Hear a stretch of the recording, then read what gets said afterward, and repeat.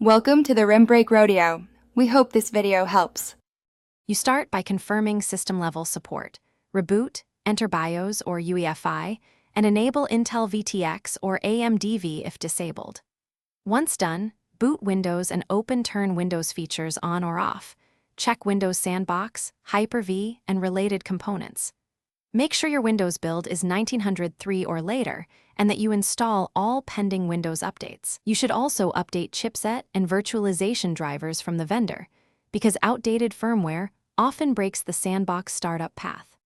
You now repair Windows image and system files. Open an elevated PowerShell or CMD, run dism/online/cleanupimage/restore health, then sfc/scano to repair corrupt files. After that, verify Hyper-V and virtual machine platform services are running, and check bcdedit to confirm Hyper-Visor launch type is set to auto. If issues persist, disable Windows Sandbox, reboot, and re-enable it. Also examine Event Viewer under Applications and Services, Logs, Microsoft Windows Sandbox for precise failure codes. These guide next steps. You finish by isolating conflicts. Perform a clean boot and test Sandbox to rule out third-party hypervisors or security tools. If necessary, uninstall and reinstall Hyper-V and virtual machine platform from Windows features, then reboot.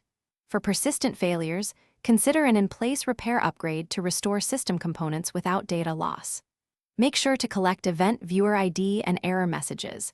If Sandbox still fails, verify your Windows edition supports it, and that CPU virtualization remains enabled in firmware before contacting support or seeking deeper logs.